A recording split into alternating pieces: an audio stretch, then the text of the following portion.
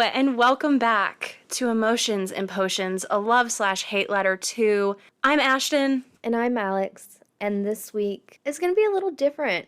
Yeah, we've kind of are taking a little step back from a book or a movie or a TV show, and we're going to kind of give you guys background into us, right? Yeah, and more so take you on our journey through reading and kind of how we got to the point where we like these really fucked up books. Yes, and we have your friend Carrie to thank for this episode because she was the one that came to us being like, you guys should do a little, book journey. Yes, so shout out to Carrie. Thank you, darling. Love you so much. This one is for you. Okay, Alex, so even though we're doing a little bit of a different episode, we are still incorporating our potion into Emotions and Potions this week. So please, can you tell me what you fixed up for us today? All right, so what I have for you today is a throwback drink. Very on brand because we are throwing it back. So why not throw back the drinks? So this was a drink that I used to have with my girlfriends. I am not promoting underage drinking, but I am being honest about my past actions. So this was a high school drink that we would have at house gatherings. We didn't really do parties. We had gatherings where it would literally be 6 to 10 of us friends. So nothing crazy. So obviously back then we didn't really give these things names. So I am affectionately dubbing this the 562, which is named for the Florida statute of possession of underage alcohol drinking. And it is however much Malibu rum you would like. And we put a lot in. Or I should say Alex put a lot in my drink. And some cherry 7-Up. Very simple. This is definitely something underage kids could get their hands on. Oh, very much if so. they needed to. Don't, but you could. But don't! This is not a promotion of underage drinking. I am just admitting to what I did in my past. All right, let's try this bad boy. I'm intrigued. Let's see if it still holds up. Yeah. And I've never had this. I would never put Malibu with cherry flavored Sprite or 7-Up. Never. Wow. Yep, it's still good. Wow. Okay, so Alex wasn't joking. It's still good. You can taste the Malibu. You can taste that coconut, but there's no burn. You can't tell that it's an alcohol that is flavoring that, which is, 1, dangerous, and 2, something that I love. So 10 out of 10. I think I will be drinking this summer because this is a very good beach drink. It's super easy to make, and you only need 2 freaking ingredients. Yeah, and literally, I think I did, as far as portions wise, 3/4 of it is Malibu. Literally. And 1/4 of it was the cherry 7-Up. So good. Really, really good. I'm glad it still holds up to my memory of enjoying this. I'm surprised that you can still drink this. Because there's a lot of stuff that from my, younger years that I cannot go to next. I can't go anywhere near. Thankfully, this was something I never got sick on. Oh, okay. That's good. I mean, that's what ruins it for you. So, sweet. Well, Alex, you did it again, girl. Snaps to ya. Yay. Thank you, 562. I like that. So how we've kind of have broken down what we're going to be kind of discussing today is blocks of our life, yeah. Right? Yeah, periods of time of our life, kind of I really started reading in elementary school, then kind of middle school reads, high school, college into adulthood. Post-college, yep. Kind of thing. And I even had a little phone call from my mom to give me some more insight. Love that. And don't worry, we are still doing our casting. It's just we're going to cast who we would want to play us if our lives were turned into a movie. And we will also be casting each other. Yep. And we have songs as well that we've chosen a few that might maybe incorporate what our lives are about or what we think of our lives more accurately. Yeah, I felt like this was kind of a therapy, introspection session. Yeah, and I've never sat down and timelined my reading history. It makes so much sense. I've been enlightened being this was very predictable. Yeah.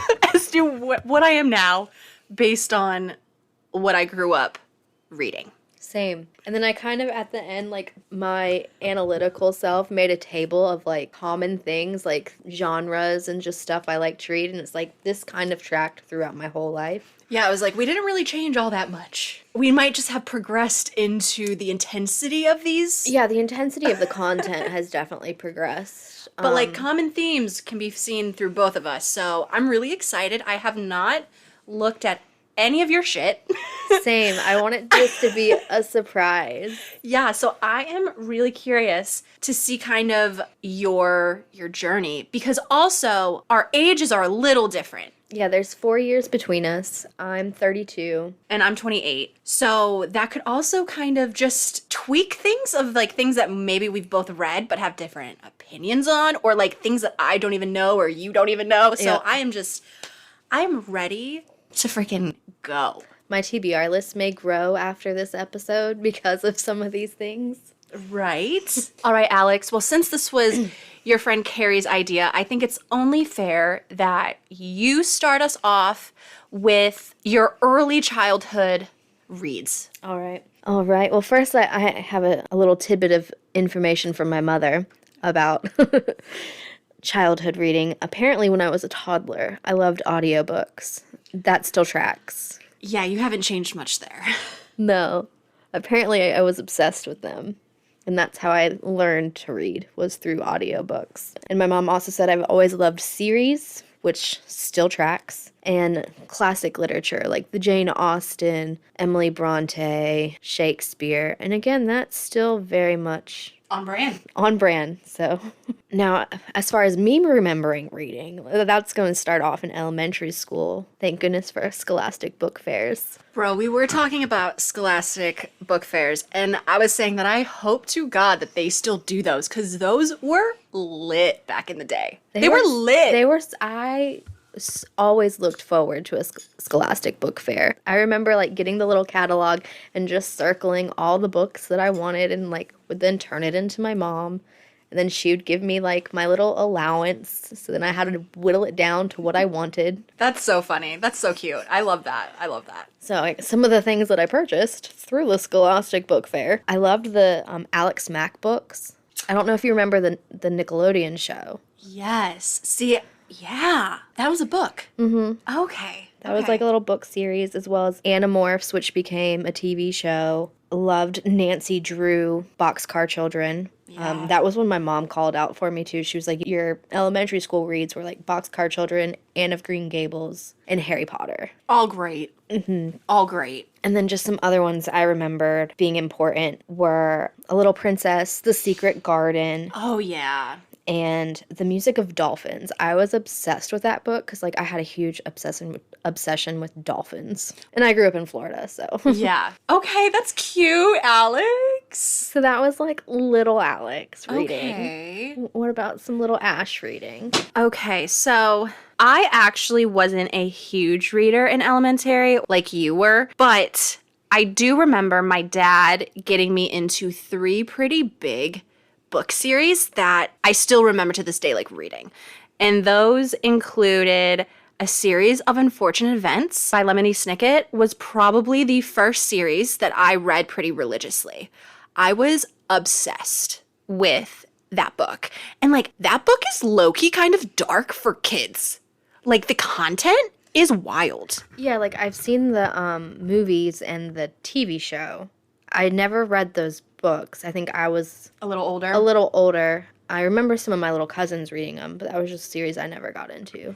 Yeah, I don't think I ever read the complete series, but I do think I read maybe like 4 or 5 of them. And I did really like those. And they're like easy reads. The other series was Percy Jackson by Rick Riordan, but he does a bunch of Greek mythology. And he actually in recent years has shifted his gears into other types of mythology. Like he has an Egyptian mythology series out.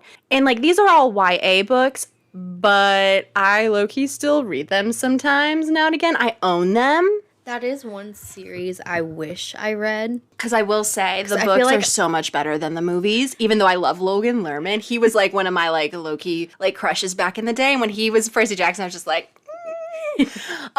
But the books, I mean, like, Rick's writing is phenomenal. I've heard nothing but good things about that series. And like I said, it's one I wish I read, but now I feel like I don't know if I would like it if I try to read it now, not having that like nostalgia attachment to it.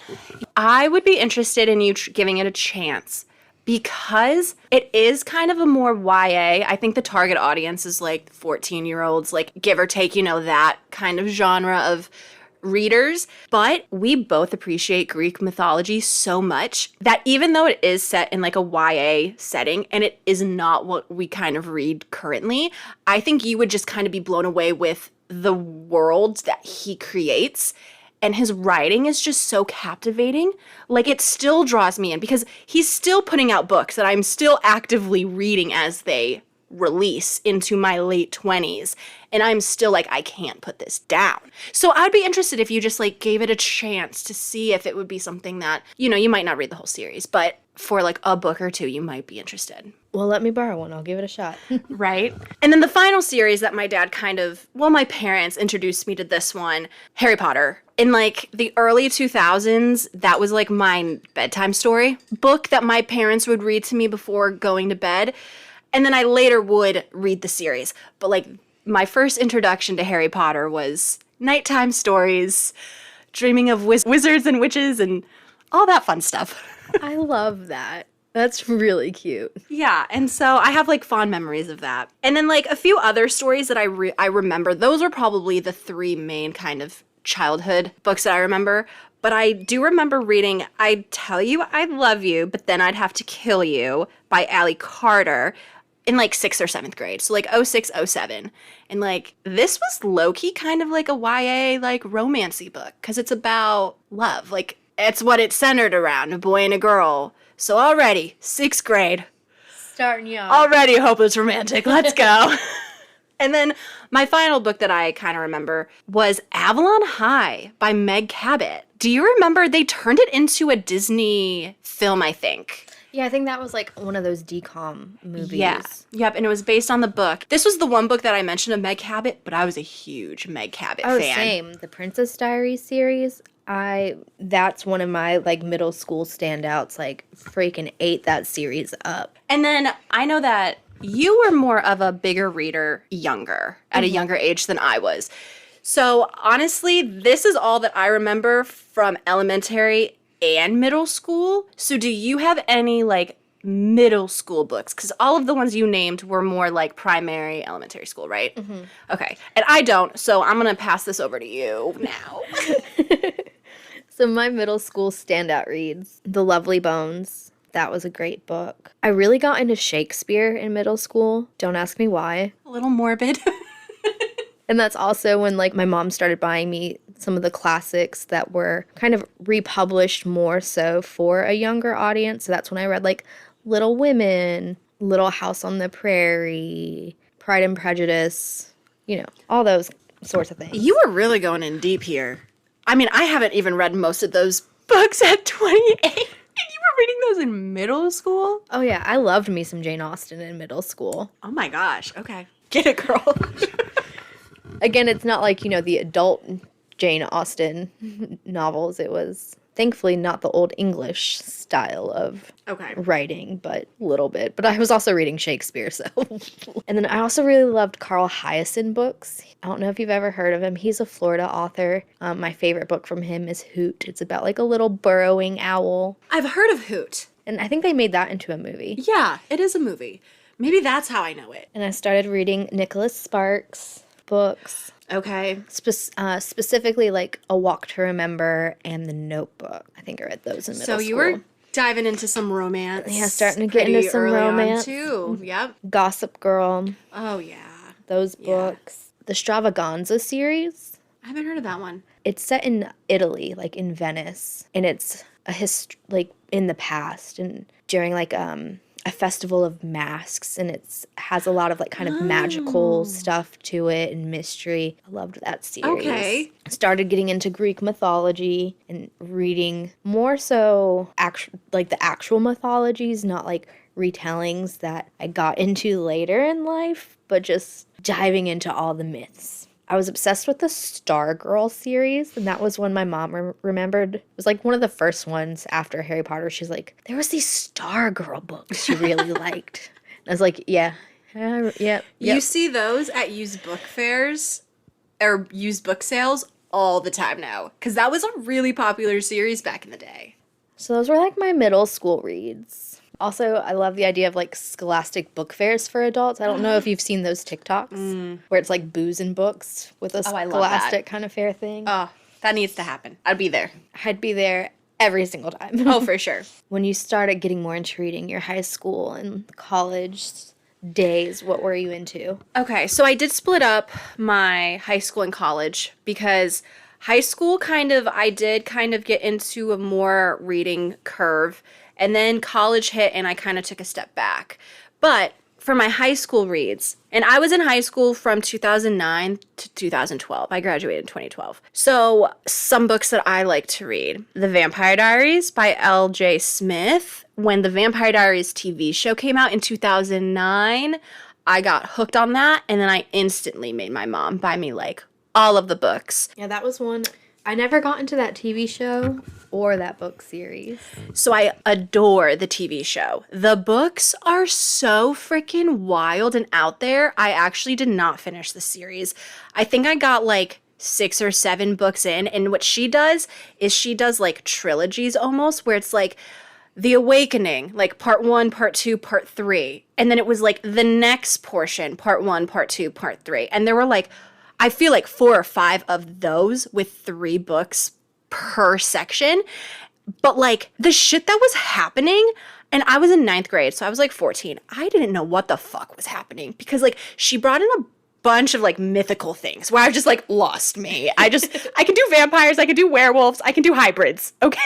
Like I can do witches. But like she was bringing in like these like spirits, like these Japanese spirits she was bringing in. It was just so much, so much. But I also kind of going along with that, I was really into Twilight when the movie started coming out, which was when I was in high school. I started reading Twilight, and I will say like I binged those hard. I did read that series. I think this is going to be where you and I start to like, we have similarities, but our opinions are going to drastically differ because I fucking hated those books. I read them because like... It was the hype. It was the hype. I borrowed them from some of my friends and coworkers because I was in high school when those came out. So a lot of the people I worked with who were also my friends were reading those. So it was like, and talking about them at work. So I was like wanting to be in on the conversations. They let me borrow them and I read them. And I was just like, I don't like these. Bella sucked so bad.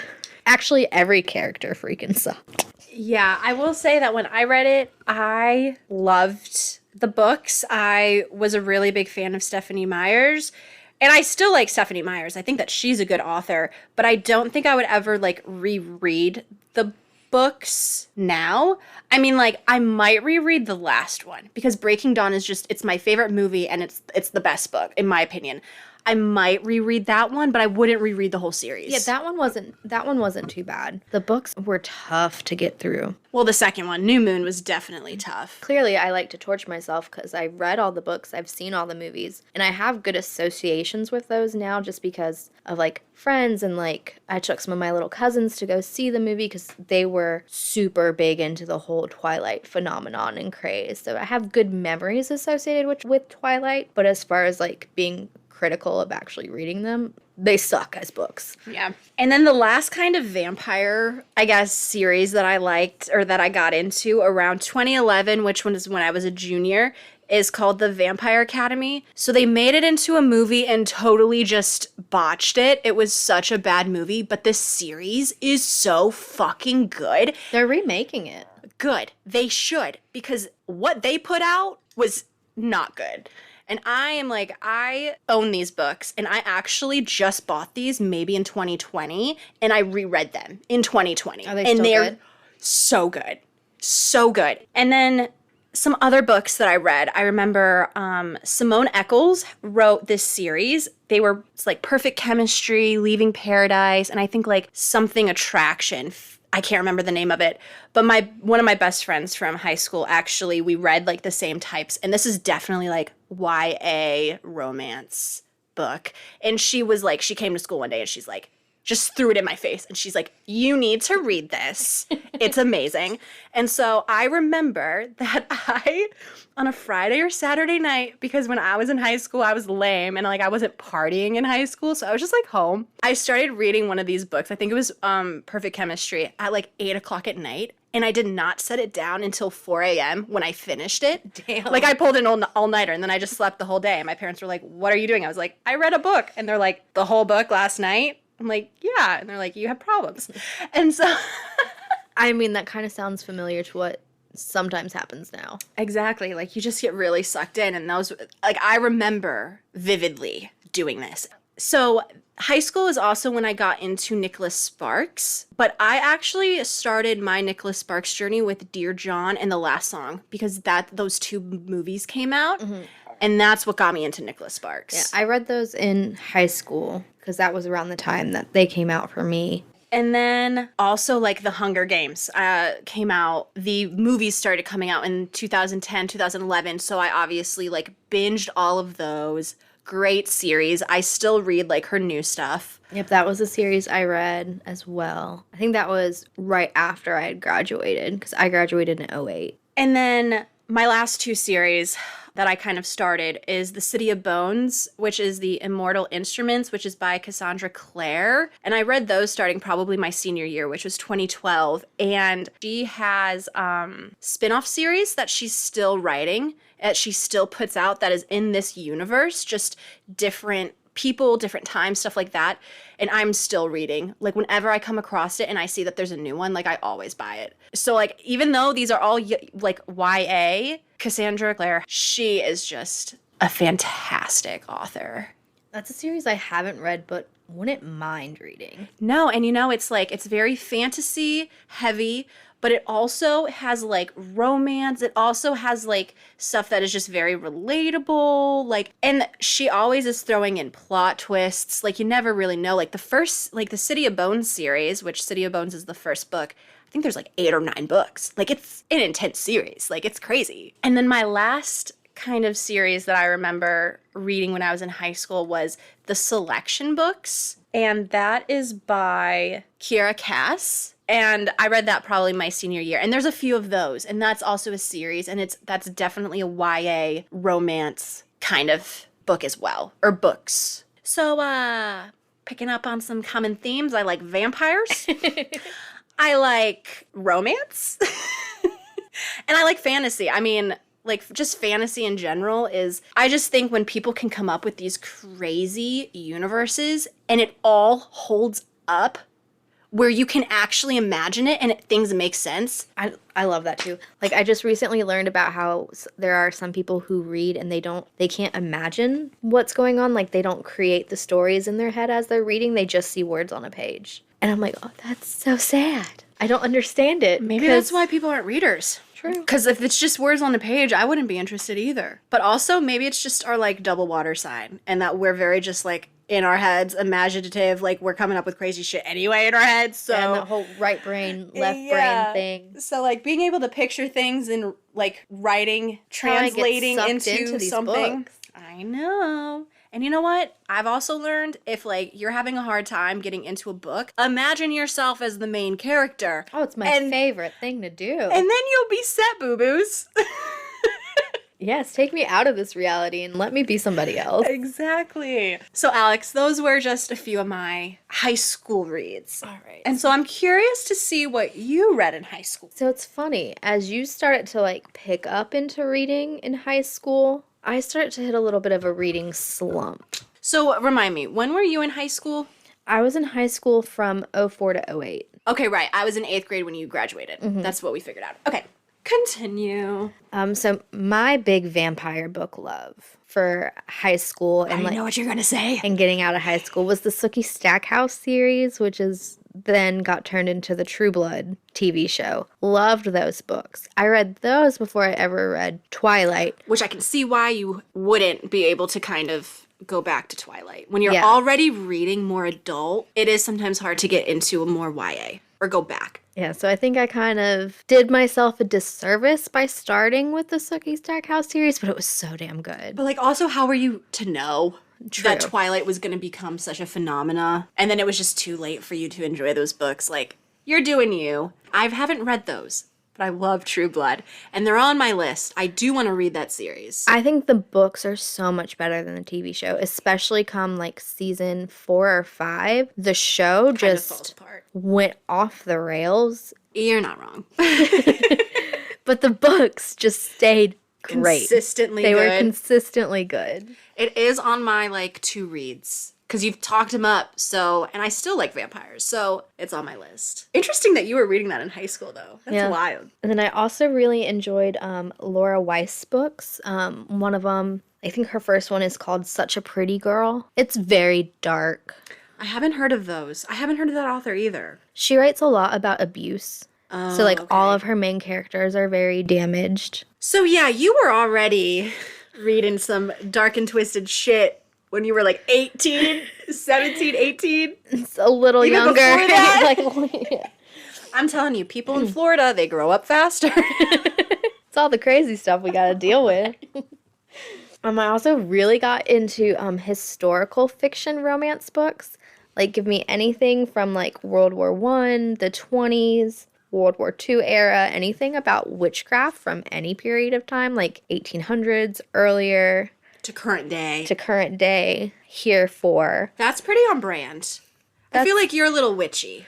Yeah. Like, you know what I mean? And that still tracks. Yeah. Like, I love me a historical romance. And that's the way I enjoyed, quote unquote, learning about history. Through these through these historical fiction romance things. Like, I don't want to read a history textbook, but tell me Alexander Hamilton is, like, in love with somebody else, and oh, I'm gonna know all about it. Oh, for sure. Same as you, I read the Hunger Games series around this time. Did you enjoy that? I did enjoy that. Okay. I liked the adventure, survival, and, like, a little bit of romance in there. And that, like, dystopian Yeah, and the dystopian. universe or realm or whatever. I also read the Divergent series. I never read that one. You can skip it. It's fine. It's just fine. Like, it's not bad, but Compared to Hunger Games, it's kind of lacking. I prefer Hunger Games over Divergent because they are pretty similar. They are. I mean, there's a lot of differences in them. Like, I feel like Divergent is a little more sci-fi-y. Kind of. Not really, but a little bit. And then I did, the 50 Shades phenomenon happened pretty shortly after I graduated high school. So, read a couple of those. Wasn't that into it, to be perfectly honest with you. Really? Why? Like, they weren't bad, but, like, I think it was overhyped. And especially with some of the stuff we read now, definitely puts 50 Shades to shame. I definitely think that 50 Shades was just a really smutty book that somehow, like, got approved to be a movie. And, like, I think that that's what shook people, is Yeah. the fact that, like, there are so many, like, there's a lot worse out there. I appreciate 50 Shades for what it did. Like, it definitely kind of Opened up. opened the door to, like, darker romance books and kind of made it a little more socially acceptable and something you could talk about. Well, I also feel like people just shit on romance yeah. in general. And Yeah. they shit on people who read romance. And that made it a little bit more Accepted. And more mainstream. Yeah, so I definitely appreciate 50 Shades for what it did. I mean, it doesn't highlight the BDSM community and lifestyle in an accurate way. Right. And you know what it is? It's a Twilight fan fiction because Christian Grey is based off of Edward. Is it really? Yeah. How? I don't understand that. Okay, I have to contemplate this. Yeah, and Anastasia's based off of Bella. And I didn't like them in Twilight, so it makes sense I didn't really care for them in 50 Shades. Huh. I mean, don't get me wrong. I think that Dakota Johnson and Kristen Stewart have very similar acting styles because they're just like, they come off as very awkward. So, like, I could see that now. I'm just not getting the Christian with Edward. Like that possessive, he came from a rich family, Oh, yeah. adopted, Right. Okay. has baggage. Seattle. Yeah, 50 Okay. Shades is a Twilight Okay. fanfic. Huh. Interesting. Take out vampirism, though. You learn something new every day, folks. I don't know if that makes me like 50 Shades of Grey more or less. Because, like, I am a fan of Twilight. I still, whenever Breaking Dawn Part 1 or 2 is on TV, you know I be tuning in. Oh, yeah, don't get me wrong. The movies come on, I'm not going to turn them off. I would never reread the books, but I'll rewatch the movies. And then high school was when my mom actually started giving me some of her books. So I definitely started to get to get into more adult content, adult romance books. Thanks, Okay. Wendy. Got mama to thank for this one. Yeah. That's funny. I like that though. My mom only buys me self-help books. Or like inspirational books or like the universe and you. Like, and I'm always like, thanks, Sal. Just buy me a smutty romance book. I'll like it way more. But I will say, I do remember the first book I ever read with like a full-on intricate sex scene was a book that my mom gave me. that's pretty entertaining. Even though very uncomfortable being like, my mom's read this and now I'm reading this. Cringe, question mark. A little bit. But I mean, if you heard the sex talk that my mom gave me when I was like a child, like in high school, it makes total sense. Makes total sense. Makes total sense. I'm here for it. I love you, Mom. I love you, Mom, too. I didn't mean to shit on you. Any others? No, that's on my like high school and kind of 04 to 010 reads. Okay. Because like I said, I kind of hit a little bit of a slump. So you had a slump in... So like those reads were like from 04 to 010. I didn't read as much then as I did like Before, previously. Yeah. And then after. And then like after 010, I probably didn't read a book for a couple of years. Okay. So I also went into a little bit of a reading slump as well when I went to college, which was 2012 to 2016. I actually had a social life. So I was actually going out. I was having fun. Between college, schoolwork, and like my social life, I really didn't read all that much, but I did read some. So this is like a shorter segment for me because I don't really have that much, but my college years, I ended up going back to Harry Potter and I reread that, I think in like the summer between my junior year, which I think was 2014. I remember being at home for the summer and my parents own all the books and they're like, if you're bored, this is a good series for you to read. And I binged all of them, I think in a month. Dang. I just like could not stop. I could not stop. I can't blame you. I've reread and listened to that series countless times. Yeah, and it doesn't help that my hometown is so boring and there's nothing to do. So like I literally was just home all summer reading Harry Potter. But I loved it because J.K. Rowling, even though her political stance, like her social stuff is not... Don't like her as a person. Her writing though, and like her imagination, bow down to the queen. But that series But outside of the writing. That series is nostalgic and just holds a place in my heart. And I just hate that we found out she's a shitty person. Yeah. Another series that I ended up reading was also by Cassandra Clare, which was the Mortal Instruments that I talked about earlier, which was the Infernal Devices series. So this was a spin-off of the other books, but it actually took place in like the 1800s. So it's going back in time. You have me at 1800s. So it's like, it's historical. It takes place in London. So it takes place in like 1800 in London. You also have me there. Thank you. You're welcome. And I also own all of them. So let me know if you want to borrow them. Please and thank you. But yeah, so it's like, it's the same universe. It's the same like families. It's just taking place in a different time and obviously different shit's going on. But like I said, her writing, 10 out of 10. I could read anything she writes. And then my last is going back, 50 Shades. So I did not read 50 Shades in high school. I read it when I was in college. I remember reading the first one in my freshman dorm. Do you remember going to the library, my public library, my hometown, and checking out the third 50 Shades? And like the lady behind the desk, she give you some stares? Yeah, because I was also, 21?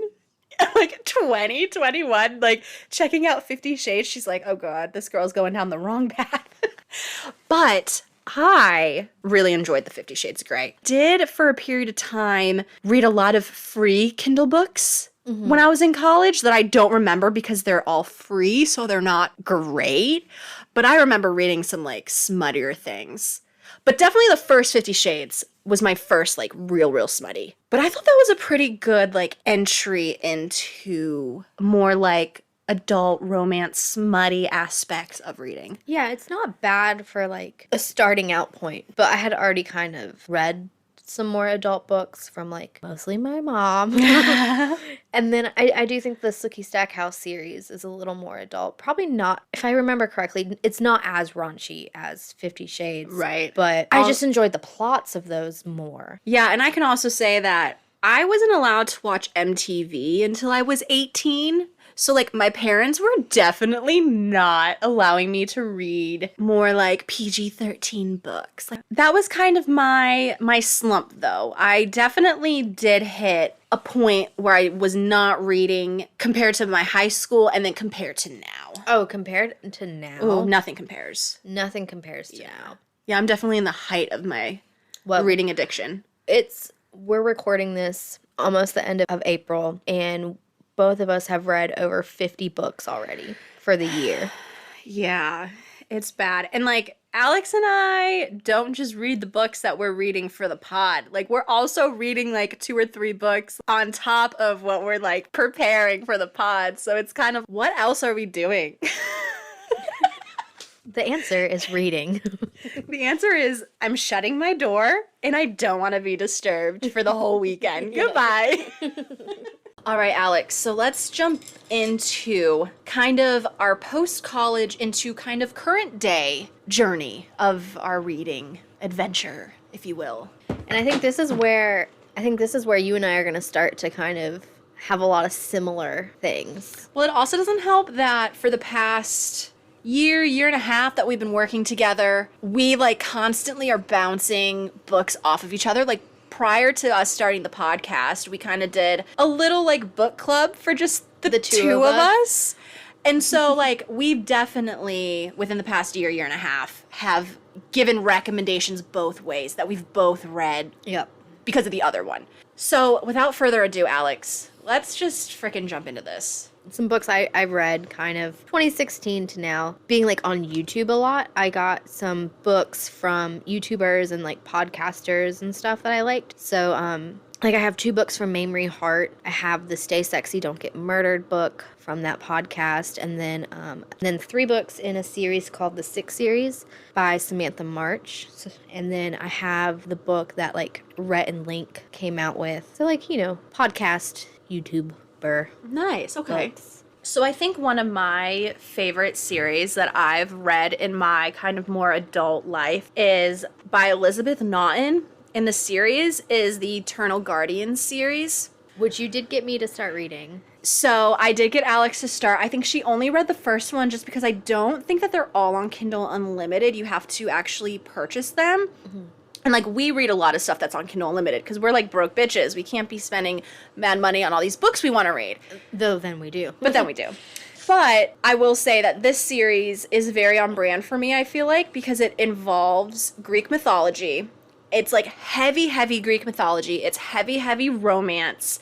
And it's heavy plot, which... It's a great series. It is so fucking good. I was thinking about it today because she's still writing the series. So, like, her last book, I think, came out in maybe 2020 or 2021. But I have read maybe books 1 through 5, 3 or 4 times. Because I did buy them. Because I read the first one and I was like, I can't stop. So I did splurge when I was originally reading this series. And it's just, like, everything that I love in a romance novel. Plus it has the Greek mythology. So, like, I'm obsessed. Like, this is one that I probably would be like, this needs to go in, like, the vault of, like, what is important to Ashtin. Okay? It's one of your comfort reads. 100%. And it's also, like, they're all kind of enemies to lovers. Which is one of my favorite tropes. Which is, like, that tension before they, like, give into each other. It's perfection. Love it. So a series that I've read, Game of Thrones. I've read those books. I've read the first one. And I have been reading the second one for about 8 years now. The first one intrigued me so much. I read it on a family vacation. I couldn't set it down. And then I think it took all of my Game of Thrones ability to get through book 1. And he's such a great author, but it's a lot. It Those is a books lot. are a lot. It is a lot. There's a lot of characters. And like things like names of people, I'm just like, you know, I suck at like pronunciation. Like I'm just, that's not my strong suit. I can never pronounce any of these people's names. Yeah, if you thought there was a lot of characters in the TV show, read the books. There's like even more. Yeah, it's a lot, but it's definitely a good read. I mean, they're great books. If Yeah. you can continue on it. And if you also like to read a lot about food, because whenever there's a feast or party, like the way George R. Martin like describes the food, it's like you can tell he's Right. like a foodie and a fat man. Yeah, he loves it. He loves it. So the next kind of genre that I kind of entered into, if you will, in my adult life was the series called Power of Five by Alex Liddell. I started reading this in 2020. So like around the pandemic, maybe a little before. And this was the first reversed harem that I ever read. And it's also a fantasy. It's a fantasy reverse harem. And it involves like fae. And it involves like different worlds and stuff like that. And I mean, I definitely was thrown into it because it's intense. I mean, it is an intense reverse harem. She has 4 boyfriends, y'all. Like, it's a lot to read, but I loved it. So good. And I like a good reversed harem. Like, I'm here for it. Get more boyfriends. Same. I'm trying to think, what was the first reverse harem I read? Because I didn't read one until, was it Den of Vipers? I think it was. Yeah, I think Den of Vipers was the first reverse harem I read. 2021. Yeah. Did we read that like the end of 2021? Yeah, because I read that first, and then I was like, bro. You're like, the water bottle scene, the water bottle scene. The gun scene. So yes, yeah. Yeah, Dead and Vipers. That book has Oh traumatized my me. gosh. Would you reread that one? I would. I would reread it. Surprisingly, I would. I think I would reread it because I think like the first time I was just kind of so shocked at what I was reading that it would be interesting to go back being like, okay, I've already read it. I know what to expect. Let's like go back and actually really like read it. Yeah. However, I don't think I would like it as much as a reread as I did the first time. I could see us liking some things more and other things less. Yeah. Yeah, but we both have read Den of Vipers, and I think it both traumatized and excited us. You're not wrong. I mean, as wrong as it is to admit that. Funny. So another thing that I've gotten into within the recent years, something we both enjoy doing as well, is traveling. Mm-hmm. And I've really gotten into like buying books while I'm traveling, like about places I'm visiting, and preferably about like haunted shit. Cool. Like, Okay. I want to know about like the lore, witchcraft, haunted, creepy. Folktales. Give it all. Yeah. And it's funny because I knew this because you like were like, if you want to read this one book, I got like, and I think it was upstate New York when you were visiting family. Yeah. And like what area was that? Was that like the lakes? Well, it's just What all was- about upstate Western New York. Oh, so it was like, it wasn't just a specific, Yeah, it's not just like specific to Buffalo. It's kind of the whole geographical area. Mhm. Okay. Yeah, because you were like, yeah, I went and visited and I got this book and it's talking about all the creepy stuff that's like ever happened in like folklore and Because I think Rochester gets mentioned and stuff like that. Like, just Okay. other places you would be familiar with, too. right. Yeah, because I can attest that is definitely on brand for you, and you have been doing that, Yeah. which is super cool. Well, Super cool. you know, mementos of places I've been, and just, I like creepy things. Right, and you like books, so And I like books, so let's combine it all together. yes. So another thing that I kind of got into book-wise in my adulthood are rock star romances. I love a rock star romance. I don't know why, but I think it's because in those books, rock stars are always like so douchey, and it just makes them the like love story that much better when they finally like give in to the lead female character or whatever. And that's a genre I haven't really explored that much. Okay, so I'm about to give you 3 series that I highly recommend if you are looking just for like an easy rock star romance series. So the first one is by Janie Diamond, who I fucking love. She writes the Dirty series and the Players series. So both of these series take place in the same realm, and they actually overlap characters. So like the Dirty series is about Dirty, the band, and it has, I think it's 5 books, 4 or 5 books. And then there's also some novellas. Like she's very good about like filling in gaps and stuff. So it's like a very thorough read. Like I felt very, I just felt like at peace when I finished it, if that makes sense. Yeah. And then the Players series is just a spin-off of another band that opens for Dirty. And that's the Players. So then like it's that spin-off. And I think that one has 3 or 4 books. So good. So good. And then the other series that I read that I think had like 5 or 6 books is by A.L. Jackson.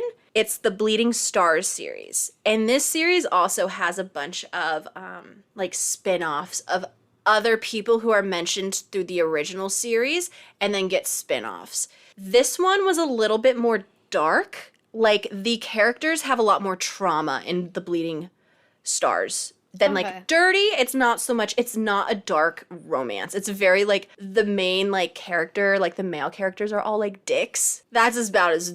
So almost rom-com-y in a way? Kind of, yeah. Whereas like the Bleeding Stars is a lot more, the characters are suffering through a lot more like traumatic things. So it's a little bit more heavy, but still not like dark. But if you're interested in reading any type of rock star romance, those would be the ones that I would recommend to start with. They're just very well done. Nice. Yeah.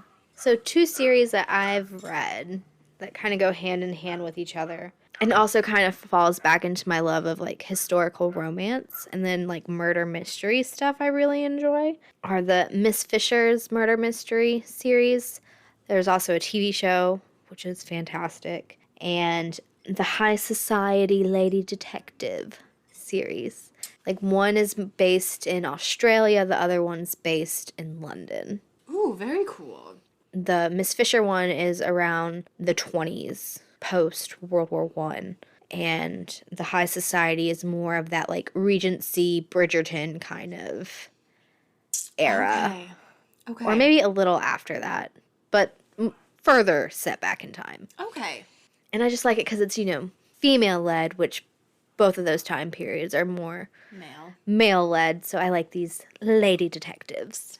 Like that. I might have to look into those. So the next 2 series that I'm going to talk about are both things that we have read together or separately that we both like. The first one is the Hades and Persephone saga by Scarlett St. Clair, which is also like there's the Persephone point of view and then there's also the Hades point of view within the series. Fucking love those books. Own all of those books. I don't own all of them yet. I'm working on it. But, and it's kind of funny that a lot of people give this series shit, and I thought it was so well done. Like, I was obsessed with it when I read it. Same. I do wonder if a majority of the people who don't like this book just aren't fans of Greek the mythology. Hades, Persephone, Yeah. Greek mythology thing. Yeah. Because you really have to kind of buy into that story to get on board with this retelling. Right. Because in this retelling, Hades, like all of the gods, are known to mortals. Like they've ascended from Olympus and now they are living on Earth with humans. And so I could see how people just couldn't wrap their head around this. But like me, I've been reading Hades Persephone retellings for a while. Like I don't give me anything and everything. Like I don't. Yeah, which is like same. I loved Greek mythology as A child. Yeah. So now being an adult, I love these retellings where it's like The author's interpretation. yeah, the author's interpretation, then also kind of more so making these gods kind of within my age bracket sort of thing and a little more relatable to the real world. Right. Like even though they are still gods, and especially like in this one, they still have their god powers and stuff, but it's more relatable because they are within like our world. Yeah. Yeah, and I think both of us have read these books multiple times. I'm a psycho and have actually like read book 1 of each, Hades and Persephone, because they're different books, but they cover the same time frame. And I would literally like read 2 chapters of Persephone's, stop. Read 2 chapters of Hades, stop. Like I haven't done that yet, but now I want to since I own the physical copies of the books. yeah, I was doing it on Kindle. Like I literally like was just whatever, psychotic. But it's so good. And then another Greek mythology that we've both read that I got you into was the Underworld series. The Court of the Underworld. Oh my gosh, by yes. Alessa Thorne. And this one it's not just Hades and Persephone. It incorporates a lot of Greek mythology. And even some of, like, lesser known or appreciated characters from mythology. Like, the first book is Asterion, who's the Minotaur. Yeah. And then you have Hades, Persephone. You have Charon and Circe, I think, are a couple. Like, it's just like a bunch of Greek mythology kind of like thrown in. Hermes and Selene. Mm-hmm. Hecate and Thanatos. Yep. And then Erebus, and Medea, which was like the last. So like it covers, and like obviously they're all one after another, which they build off of each other. And it was a really good series. Oh, that was such a good series. And I like her newer one that goes with Egyptian gods. Set, right? Was that the first one? Yeah, Set was the first one, but it goes more into the Egyptian mythology, which is really cool. And I haven't really seen a lot of Egyptian mythology retellings. I'm sure there's a lot more out there. That's just the first series I've been exposed to. Right. Yeah, no, I just think that she's a really good writer as well. So to kind of piggyback off of my love of Harry Potter, recently I discovered Zodiac Academy series. Which was very big on the TikTok. It was. It's kind of like Harry Potter for adults in a way, but also not. Yeah, I have not read those. They're on my list. It's also a bully romance, so that I think sometimes turns people off. Okay. And the first book is definitely like a world building, but doesn't give everything away. It sets the tone for... There's like also like a lot of them. They're thick. They're right. thick They get bigger and bigger as the series goes on. It's one of those, it's a slow burn, a slow build, but I really like them. Fair enough. I also kind of got into my mafia love post-college. Yeah. Oh, yeah, you have. Which I read a lot of mafia. And the two series that I would highly recommend if you ever want to dive into the world of like the mafia romance is the Dark Syndicate series, which is by Faith Summers. This one is, I think... Hopefully it's better than the Cruel... It is, yeah. one we read. It has like, I think 6 or 7 books in it, and it follows, it's kind of like the same concept where each book is a different person, but it's people that you've already met or have kind of some correspondence, and it's like... I think it starts in like the Italian mafia and it transitions into the Russian mafia. So it's like you kind of cover all your bases.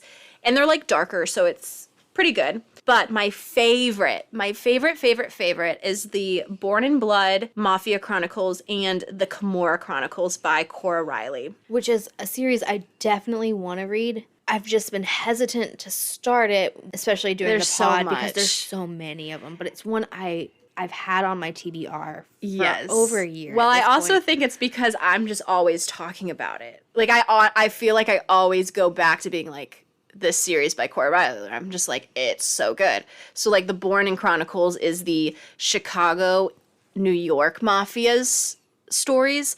And then the Camorra is the Las Vegas mafia. And then also you get, like, interlapping between the two. Because it's like people marry...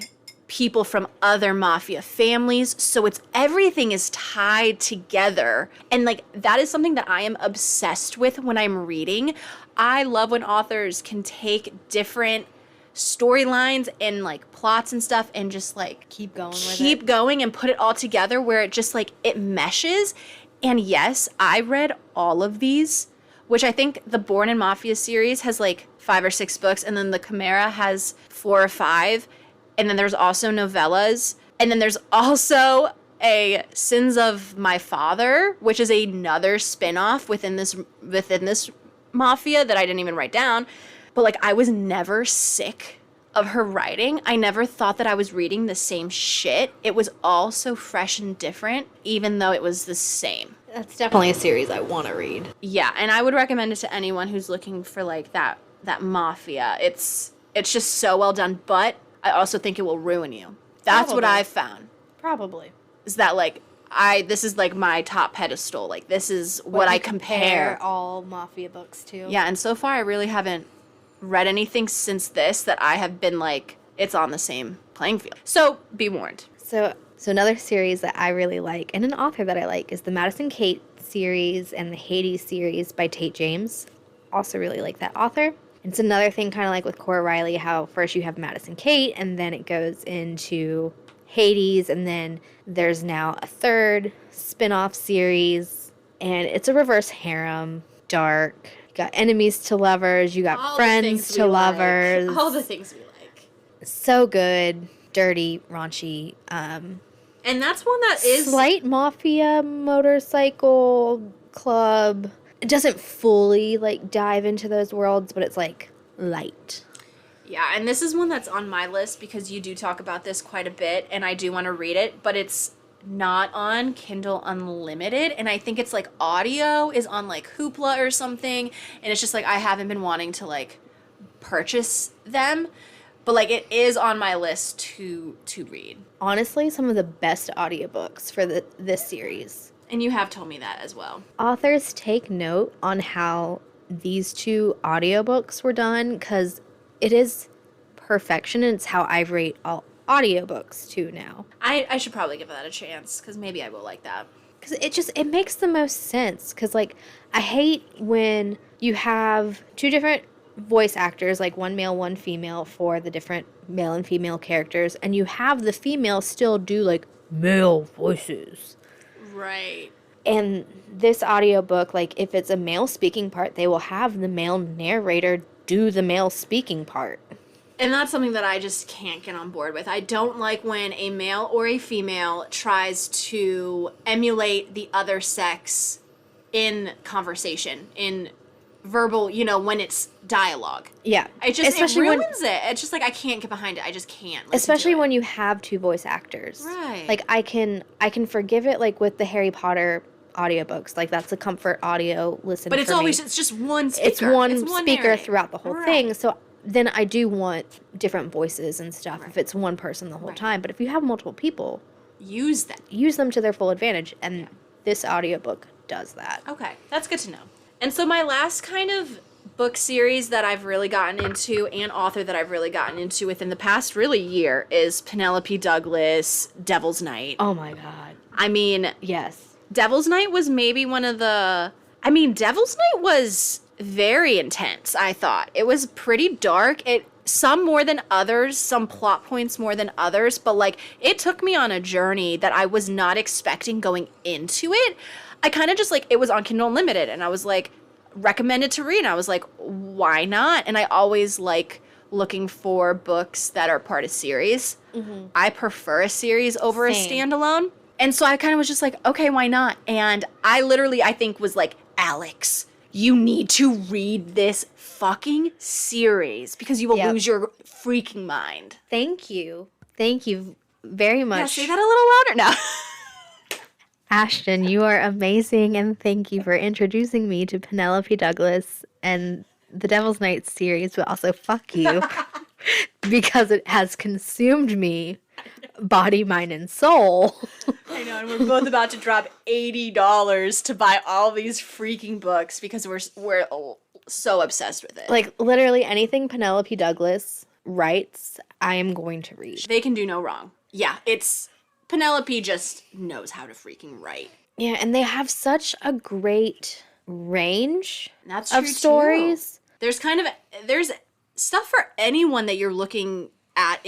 Like, if you are looking to read romance, they definitely have a wide variety of options that you can kind of start tame and work your way up to the more, like, darker themes, like Credence and Devil's Night. But then you also have, like, Birthday Girl that is, like, very lighthearted, which was our first episode on the pod. Go listen to it if you haven't already. It's a great one. And then there's like the Fall Away series, which is a bully romance that is kind of starts in high school and you follow them through their adulthood, like with Devil's Night. But it's not as intense as Devil's Night. So if you're not ready for like a super dark deep dive, start there. And Penelope has started a new series. Which is a spin-off, right? Which is a spin-off from the Fall Away series. Yeah, I love Penelope Douglas. I also love Willow Winters. Same. Yeah, and we didn't really mention Willow, but we've read so much Willow within the past year. Yeah, I own her 3 volumes of Beg For Me, which covers the merciless world. I'm staring at them right now. They thick boys. Yep. I think that we finished all of those. We finished the... And then These Boys Are Trouble, which is the Valetti, which is Dirty Dom, which is an episode that if you haven't listened to, go check out. And you read the Highest Bidder series. I read the first one. I was not a fan of that one. Sorry, Willow. I read the first one and I couldn't continue. I couldn't continue on. But I do love the Beg For Me series. That is a... Yeah, the Merciless World is great. Yeah. Ready for all of Declan's books to come out. Yes, and we're just waiting on Declan to kind of fill in the rest of the blanks that Willow left us hanging on with. She's great at a damn cliffhanger, man. Seriously. Katie Robert, love her. Love her, yeah. I mean, Neon Gods. You have the Wicked Villains, which we've read. Mm-hmm.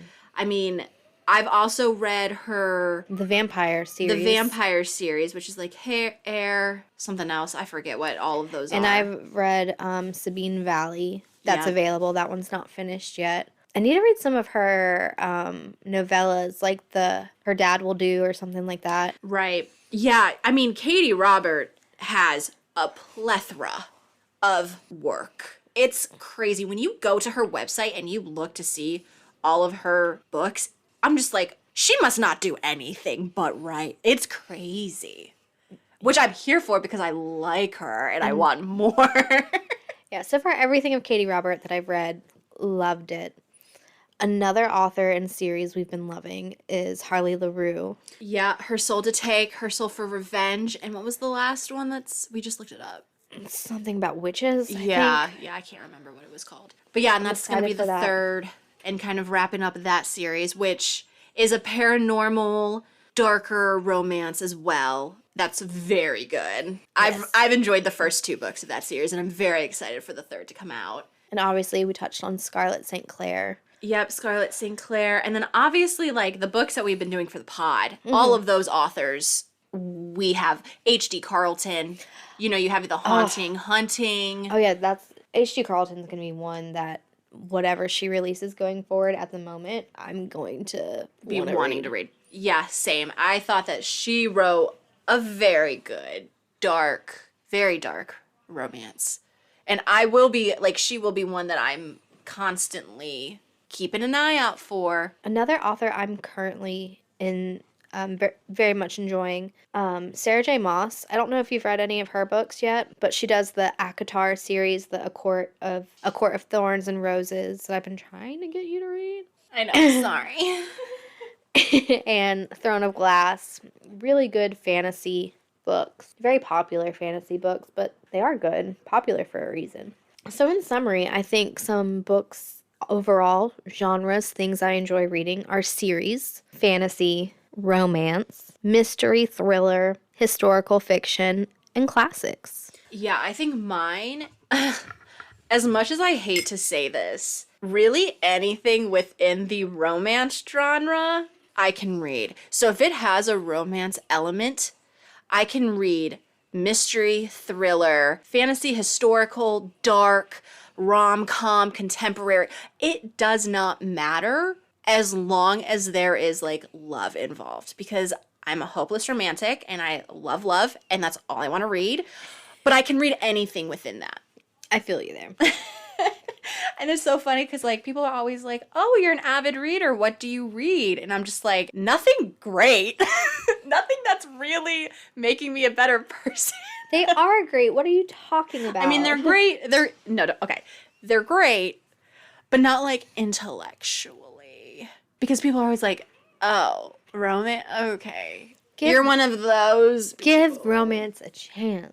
It's so good. But okay, Alex, we've kind of talked about our journey into books, and obviously you can follow us on the Instagram, Emotions and Potions Pod. Follow us on TikTok, same handle. Also, follow and subscribe the pod. Tell your friends. Let us know if you like our episodes, what you want to see. If you have a book recommendation, send it our way. Like, we are willing to do. If you have a, off-topic thing that you want us to talk about, like, this episode, again, dedicated to Carrie. Thanks, girl. Yeah, we're really open to anything, right? Yeah. So let's move in to our casting. If there was to be a movie about our lives. It'd be the most boring movie ever, but these are who I would cast for my life. So who would you cast for yourself? Okay, so I have 3 people because you know I can't just choose a single option. And like, okay, people, I'm not trying to like toot my own horn thinking that I look anything like these actresses who I am choosing to play me, because that is so not the case. But if I had a choice, these would be my top 3 people. All right. Alexandra Daddario. Love her. Just because, like, we both have the, like, blue eyes, the darker Dark hair. hair, the, like, paler complexion. Plus, I just think she's a babe, and I would love for her to play me. Like, why not? My second person, I kind of went with a more comedic route, would be Kat Dennings. Love. So we don't have the, like, eyes, but we have, like, the dark hair. She's, like, curvier. I can get behind it, you know what I mean? And then my final, I mean, if I were to choose anyone, and if I could get anyone, it would be Megan Fox. Because also, like, back in the day, I used to have extensions, and I had long-ass hair, and it was black. Like, I dyed it a really, really dark color, like Megan Fox's. My hair length was hers. Like, when I put on, like, makeup and red lipstick, I was, like, channeling my inner Megan. And I would just love for Megan Fox to play me and the Machine Gun Kelly to play, like, my love interest. Like, I don't know what that says about me. I think it definitely says a lot about me. It does. But I would But it's like very die. fitting for you though. I know, I would die. So those are who I chose for myself. So who did you choose for you? For me, Because you only had the one, right? in true Alex fashion, I only picked one. And I picked Kat Dennings. Shut up. You picked Kat Dennings. I picked Kat Dennings. Shut up. See, I was really torn because I was like, Kat could go either way. Yeah. Oh, I love that. Oh, that is so great. Oh my goodness. I'm claiming her though since I only picked one and she's closer Okay. to my age. You know what? You can have Kat. I'll take Megan, okay? That's fine. Or Alexandra. Okay, so do you want to know who I chose for you? I do. Okay, so I also, again, chose 3 because I couldn't choose one. So my first person I chose, Haley Steinfeld. Oh, thank you. So my thought process behind Haley was like, she seems very bubbly. Like, you guys' like vibe just seems very similar. I'll take it. Plus, I mean, like you like guys her. have a lot of, you know, the darker hair, the darker eyes. The next person I want a little older, so I like aged you up, but I don't think you're gonna mind because it's Mila Kunis. Oh, no, thank you. Because that is also- a compliment. Like, I chose Mila because you guys both have like more of an olivey like skin complexion, you know, like, and like that top picture, like the hair. Ugh. And my last person I chose was Amelia Clark. Thank you again. And I don't know, just something about like all of them, like the features, something. I was like, as soon as I saw those 3 actresses, I'm like, yep, those would be my choices for Alex. Oh, thanks. But I like Kat Dennings too. I like all of them. So in true Ashton fashion, gosh. I do have 3 choices for you. Oh, you gave me options. I gave you You're options. so sweet. So I'm going to save my front runner for last. Okay. So my first pick for you is Abigail Breslin, specifically when she has dark hair, and Sophie Turner with dark hair. What is she in? Abigail Breslin, she's been in a lot of stuff. She's mostly known for stuff when she was like a child actor. Like she was in Signs. She's in Zombieland. Oh, More recently. Yeah. Oh, yep. That's the background. Oh, okay. Yeah. Zombieland. That's where I know her. And then obviously Sophie Turner. Okay. I mean, I'm not gonna say no to Sophie But like Turner. especially with dark hair, I'm like, I feel like she looks a lot like you. Yeah, I've never seen her with dark hair. Yeah, I didn't realize that she had like really light blue eyes either. Oh, I like those. Okay. And then my number 1 choice for you is India Easley. I'm so glad you chose her because you know I chose her for Scarred. She was one of my Sarah picks. And I thought she's very pretty. She's very pretty, and I think you two favor each other. Like, I very much see you when I saw pictures of her. Yeah. I mean, definitely we got the pale complexion going on. But, like, the light eyes. Yes. The darker hair. Oh, yeah. Okay, I'm not mad at any of those. Wow. Thank you. Welcome. This is really boosting up my self-esteem. Okay, Alex, I think all of those were so fantastic, and I wouldn't be mad at any one of those people playing me. I would be honored. Same. Honored. So let's move into our last segment. Since we're not rating anything tonight, Nope. let's move into our song choices. So how did you do this? Like, how did you pick your top 4 songs? So I have 5. Oh, your top 5 songs. I have 5. So I'm all over the place when it comes to music that I enjoy. So I kind of wanted that to be represented. And then kind of just, I don't know, different facets of life in general, sort of thing, is how I picked my songs. What about you? So I kind of did the same thing. I just thought about songs that either had a very, very significant importance in my life, or songs that I just like relate to at some point in my life at one time or another. Do you want to go first? Do you want to share your first song? Sure. So my first song was my mother's song to me when I was growing up. Oh, that's cute. What was that? Oh, it's cute until you find out what it Oh is. gosh, what is it? Can't Always Get What You Want by the Rolling Stones. Yeah, you have only child syndrome. I do have only You child wanted syndrome. everything. Yeah. Anytime that song came on the radio, my mom would turn it up and be like, Alex, it's your song. And she'd make me sing along with it. You can't always get what you want. Oh, I love that. I love your mom. She's so great. She's great. She can be a savage at times, but man, I love that woman. Oh my gosh, she sounds amazing. So my first song is Born This Way by Lady Gaga. I figured I had to include it because I have a tattoo of it. So I feel like if I got it permanently inked on my body, it should definitely be.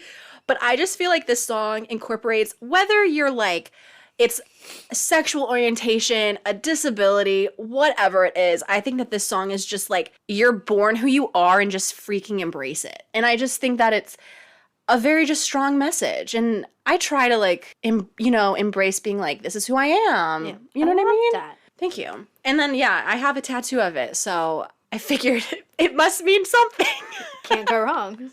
My next one is Say You'll Be There by the Spice Girls. Oh. Just because, one, the Spice Girls were like an integral part of my childhood. Loved them. And then also, I just feel like it's a great song kind of representing love and friendships. Love that. Okay, so my second song, you definitely went like nostalgic, like thinking back. I did not. My next song is Boss Bitch by Doja Cat. Great song, though. I love that song. Because in my mind, I'm a boss bitch. You know what I mean? Like, I think You're a bitch and you're a boss and you can shine like glass. Yeah, I just like, that is my like inner monologue. Every day it's like, go out there and just be a boss ass bitch. And do I succeed? Probably not. But I like to think that I do. So like, this song is part of my lineup. Yeah. What's your next one? My next one is Changes in Latitudes, Changes in Attitudes by Jimmy Buffett. Oh, okay. Very much speaks to my wanderlust, love to travel side. And then also being a Florida girl, and Jimmy Buffett is ingrained in my DNA.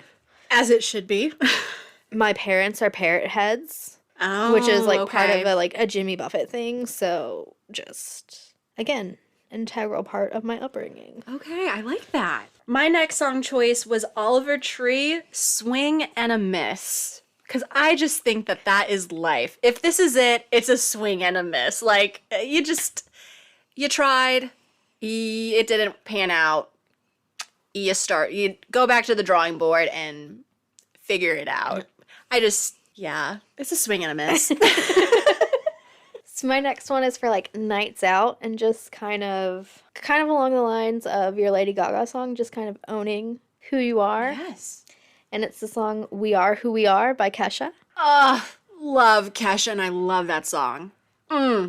Yes, Alex. I'm here for it. And now bringing a little more current with the choices in artist. Right. Yeah. You're now hitting present day. No. I've stayed in present day, but that's okay. No, I like that. I like that a lot. That's good. So I think my next song that I would have to choose in my lineup is Do Me by Kim Petras. This is like my sexual song, okay? It's like, It's dirty. It's like everything that I like. Listen to the song. If you know, you know. If you don't, you don't. So Hey. I'm just going to leave it at that. My final song choice is basically me in a nutshell. Pisces by Miranda Glory. You know, I tried to look for a song that incorporated Scorpios and just did not find anything that I liked. But I'm glad that you found a Pisces song that you like. Yeah. And that it like emulates. Oh, very much. Okay. Very much. Yeah, I didn't like the songs that emulated like Scorpio. So I was like, this isn't going to be involved in my life. I mean, Do Me's kind of a very Scorpio song. That's true. Okay, there we go. There's my Scorpio song. And in Ashtin fashion, I have two final ones that I just like, I can't really choose between. So I'm just going to say them both because I can. It's my podcast. Give it to me. That's why I went and chose 3 people for you because Right? more is more. More is more, more is better. So my final 2 songs, People I Don't Like by Upsell. It just like emulates how I feel like, because to be honest, like I feel like I am definitely like a side character in life. Like I've never really felt that I'm like this main character energy. And like this song speaks to me because it's like every single time I would go to a party and like being reintroduced to the same people and like being like, I don't like you. Like I don't want to be here. Like I'm sick of this like bullshit, whatever. And it just like speaks to me. And it's, I mean, I'm the same way today. Like I can't. So Can't be bothered with people.